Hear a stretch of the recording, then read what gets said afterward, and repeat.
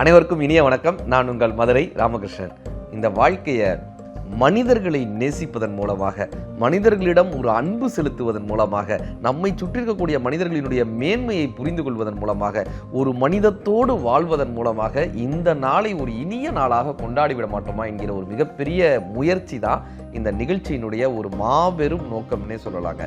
Sir, Kavikko Abdul Rahman அவர்கள் சொல்லுவார், மனித வடிவத்தில் பிறந்த நாம் நமது பண்பால் மனிதனாக வாழக்கூடிய ஒரு வாய்ப்பை தரக்கூடிய பெயரின் தான் வாழ்க்கைன்னு.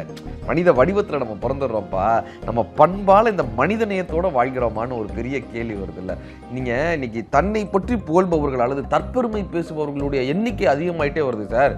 சாதாரண யார்கிட்டே பேச போனாலே நாங்கள்லாம் அந்த காலத்தில் அப்படின்னு ஆரம்பித்தாங்கன்னா நம்ம ஓடிடுறோம் இல்லை? ஒரு கோயிலில் ஒருத்தர் பெரிய உபயதாரர், பெரிய பணக்காரர், அவர் பேச ஆரம்பித்தார். அங்கே கோயிலுக்கு வந்திருப்பாங்கல்ல, ஒவ்வொருத்தரையாக உட்கார வச்சு, அந்த கோயிலுக்கு ஒரு சாமியார் வந்திருந்தார். அந்த சாமியார் வந்திருந்தார். அவரை உட்கார வச்சு, இந்த கோயிலுக்கு என்னெல்லாம் பண்ணியிருக்கோம், இந்த கோயிலுக்கு நான் என்னெல்லாம் வாங்கி கொடுத்துருக்கேன், இதெல்லாம் நான் எப்படி மாற்றினேன், இந்த கோயிலில் ஒரு ஆராய்ச்சி மணி இருக்குல்ல, மேலே அந்த மணி கட்டியிருப்பாங்க, பெரிய மணி, காண்டாமணி அப்படின்னு சொல்லுவாங்க அந்த மணி. அது என்னன்னா, இந்த அபிஷேகம் நடக்கும்போது அன்னதானம் போடும்போதுலாம் அந்த மணி அடிப்பாங்க, மக்கள்லாம் வரணும் அப்படின்றதுக்காக காண்டாமணி அந்த மணியினுடைய பேர். இந்த காண்டாமணி நான் தாங்க வாங்கி கொடுத்தேன், எவ்வளோ பொருட்செலவில் இதை வாங்கி கொடுத்தேன் தெரியுமா, அப்படி வாங்கி கொடுத்துருக்கேன், இதை இந்த பண்ணேன் அது பண்ணேன். இப்போ இந்த சாமியார் சிரிச்சுக்கிட்டே இருந்தவர் அந்த சாமி கிட்டக்க போனார். இந்த காண்டாமணி நீங்கள் தான் வாங்கி கொடுத்தீங்களா, இவ்வளோ பெரிய மணி நீங்கள் தான் வாங்கி கொடுத்தீங்களா அப்படின்னார்.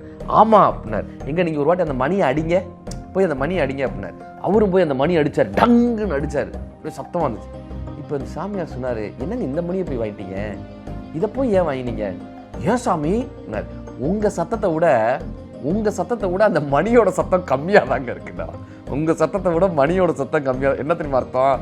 மணியை விட அதை வாங்கி கொடுத்த நீ சத்தமாக அதை விளம்பரப்படுத்துறியா, இப்படியா விளம்பரப்படுத்துவேன்னு அதற்கு அர்த்தம். ஒரு டியூப்லைட் வாங்கி கொடுத்துருக்காங்க சார்.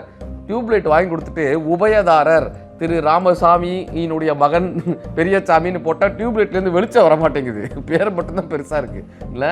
இன்னைக்கு தற்பெருமை பேசுறதுக்கு இந்த உலகம் சாதாரணமாக காமிச்சிட்டு போயிடுது.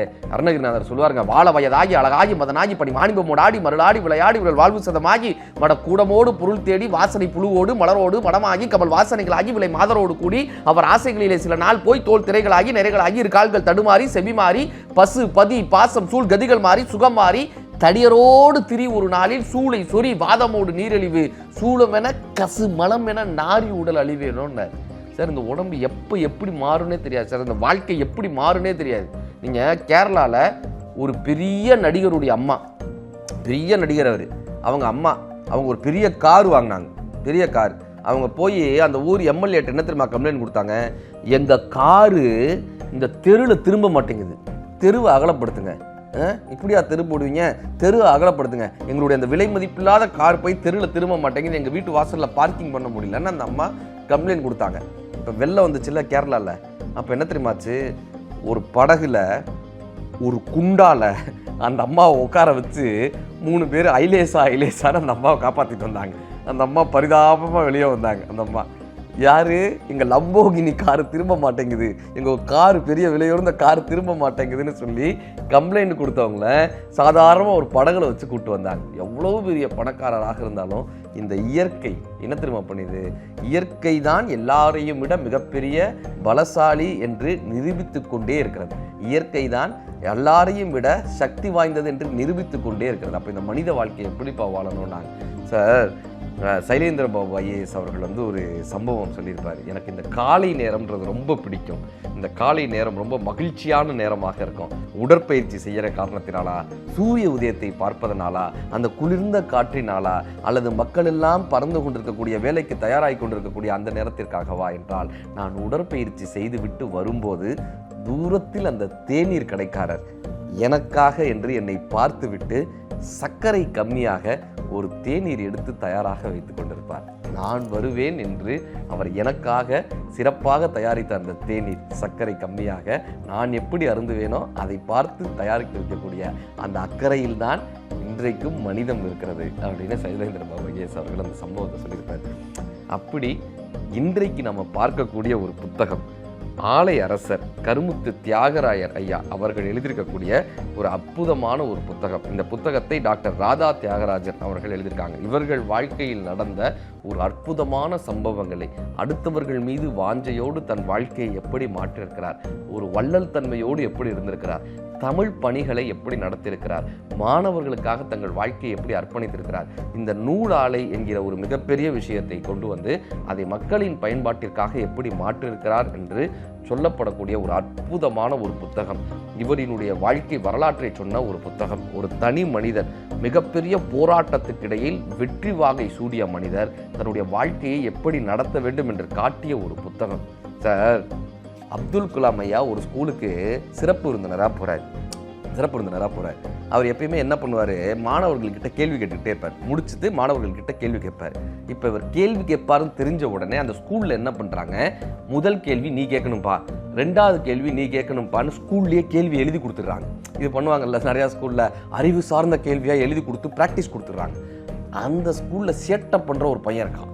அவனை கூப்பிட்டு சொன்னாங்க, நீ நாளைக்கு ஸ்கூலுக்கு மட்டும் வராத, மற்றவங்க எல்லாரும் வரட்டும், நீ மட்டும் வந்துடாத, அவனுக்கு நாளைக்கு லீவ் அப்படின்ட்டாங்க. ஆனால் என்ன தெரியுமா சார் ஆச்சரியம், கலாம் ஐயா வர்றேன் அன்னைக்குன்னு அந்த லீவுன்னு சொன்னாங்க பாருங்க, அந்த பையன் ஃபர்ஸ்ட் ரோவில் வந்து உட்காந்துருந்தான், மொதல் வரிசையில் வந்து உட்காந்துருந்தான். இப்போ கலாம் ஐயா பேசி முடிச்சாங்க, ஏபிஜே சார் பேசி முடிச்சுட்டு எனி கொஸ்டின்ஸ் அப்படின்னாரு. எனி கொஸ்டின்ஸ்னார். இப்போ இந்த மொதல் கேள்வி கேட்கணும்ல, அவன் தயங்கிக்கிட்டே கேள்வி கேட்கல, மொதல் கேள்வி கேட்கல. இப்போ இந்த சேட்டை பண்ணுவான்னு ஒரு பையன், அவன் கையை தூக்கிட்டான், sir I have a question sir அப்படின்னா. இப்போ ஹெட் மாஸ்டர் பார்த்தாரு, இவன் எங்கடா வந்தான் ஸ்கூலுக்கு, இவனுக்கு நம்ம லீவ்லடா கொடுத்து விட்டுருந்தோம், இவனுக்குடா ஸ்கூலுக்கு வந்தா அப்படின்னு. சார் ஐ ஹாவ் அ கொஸ்டின்னு கையை தூக்கிட்டான். இப்போ கலாம் ஐயா என்ன கேள்வின்னு கேட்டால், என்ன கேள்வி தெரியுமா கேட்டான், குடியரசுத் தலைவரை பற்றி கேட்டேன் சார். என்ன தெரியுமா கேள்வி கேட்டான், இவ்வளவு முடி வச்சிருக்கீங்களே, நீங்கள் சலூன் கடைக்கு போய் முடிய வெட்ட மாட்டீங்களான்ட்டான் சார். யார்கிட்ட? குடியரசுத் தலைவர்கிட்ட. அவர் ஹெட் மாஸ்டருக்குலாம் இதயம் வெளியே, வாய் வழியாக வெளியே வந்துருச்சு. என்னடா குடியரசுத் தலைவர்கிட்ட கேட்குற கேள்வியாடாது, கலாம் ஐயாட்ட கேட்குற கேள்வியாது. இந்த கலாம் ஐயா என்ன தெரியுமா பண்ணாரு, அந்த பையனை மேடைக்கு கூப்பிட்டாரு, அவன் கையில் ஒரு மைக்கை கொடுத்தாரு, நீ கேட்ட கேள்வியை திரும்ப கேளு அப்படின்னாரு. இல்லை, இவ்வளவு முடி வச்சிருக்கீங்களே, நீங்கள் சலூன் கடைக்கு போய் முடி வெட்ட மாட்டீங்களா? கலாம் ஐயா சிரிச்சுட்டே சொன்னார், மகனே, உன்னுடைய முடியை பார்க்கிறேன், நெற்பயிர்கள் போல் நிமிர்ந்து இருக்கிறது, என்னுடைய முடியை பார்க்கிறேன், பணிந்து இருக்கிறது. வளரும்போது நிமிர்ந்து வளர வேண்டும் என்பதை உன்னுடைய முடியும், வளர்ந்த பின்பு பணிவு வேண்டும் என்பதை என்னுடைய முடியும் இந்த உலகத்திற்கு காட்டுகிறது. அப்படி நிமிர்ந்து வளர்ந்த ஒரு மனிதர் தன் வாழ்க்கையை வளர்ந்த பின்பு ஒரு பணிவு கொண்டு மக்களுக்கான சேவையாக மாற்றியவர் மரியாதைக்குரிய ஆலை அரசர் கருமுத்து தியாகராயர் ஐயா அவர்கள். அவர்களுடைய வாழ்க்கை வரலாற்றை, வெற்றியின் ரகசியத்தை இந்த புத்தகத்தில் கொடுத்திருக்காங்க. ஒரு புதிதாக தொழில் தொடங்குபவர்கள், புதிதாக வாழ்க்கையில் முன்னேற வேண்டும் என்று நினைப்பவர்கள், தங்கள் வாழ்க்கையின் போராட்டங்களை சந்திக்க வேண்டும் என்று நினைப்பவர்கள், மக்களுக்காக வாழ வேண்டும் என்று நினைப்பவர்கள் அத்தனை பேரும் இந்த புத்தகத்தை வாசிக்கலாம். நன்றி.